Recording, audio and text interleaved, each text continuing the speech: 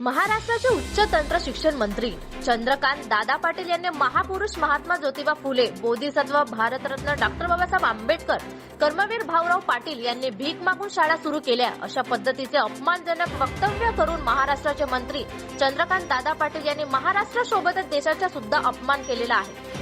या त्यांच्या वक्तव्याचा अखिल भारतीय ओबीसी बहुजन महासंघाच्या वतीने तीव्र निषेध केला जात आहे।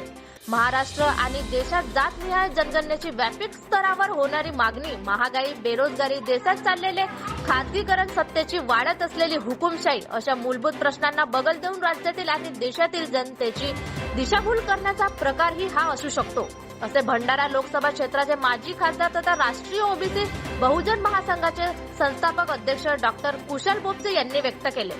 मंत्री चंद्रकांत पाटील यांनी जनतेशी माफी मागावी असे सुद्धा माजी खासदार डॉक्टर कुशल बोपचे हे म्हणाले।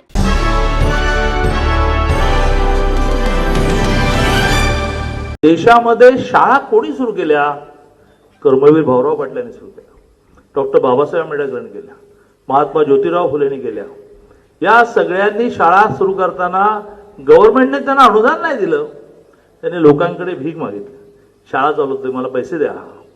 आता त्या काळामध्ये 10 रुपये देणारे। मैं डॉक्टर खुशहाल बोपचे,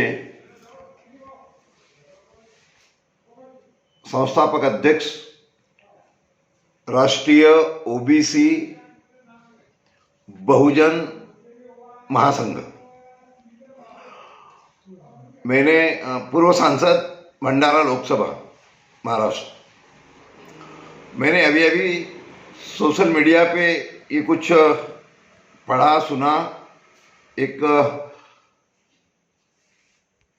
स्टेटमेंट वायरल हो रहा है। महाराष्ट्र के तंत्र शिक्षण मंत्री माननीय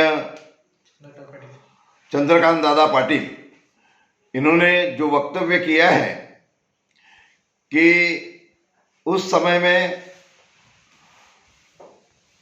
शाहू फुले अंबेडकर इन्होंने और कर्मवीर भाऊराव पाटिल इन्होंने भीख मांगकर स्कूलें शुरू की।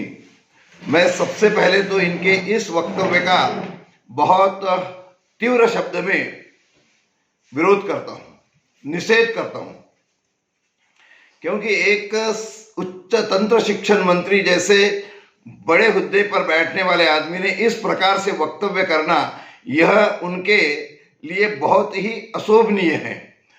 वो समय क्या था, कैसे था, और शिक्षा तो ये दान है, शिक्षा दान से और कोई अच्छा दान नहीं है। और उसके लिए अगर उन्होंने उस समय में हाथ फैलाकर अगर कुछ मांगा भी होगा और वो मांग के अगर मतलब वो स्कूलें शुरू की, तो इस देश को इन्हें प्रबुद्ध करने के लिए ये कार्य उन्होंने किया है। और इस बात का ध्यान ये माननीय मंत्री महोदय के क्यों ध्यान में नहीं आता, ये मेरे समझ में नहीं आता।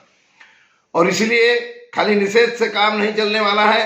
अगर इसी प्रकार से इन्हें मराठी में कहावत है, उचलली जीभ आणि लावली टाळ्याला, तो ऐसे वक्तव्य अगर ये इतने जवाबदार आदमी करते होंगे तो इन्होंने एक तो इस संदर्भ में अपनी भूमिका स्पष्ट करना चाहिए, और नहीं तो ये अपमान इस देश के मात्र ओबीसी ही नहीं, ओबीसी बहुजन यानी ये पूरे महाराष्ट्र के साथ साथ में देश का अपमान है।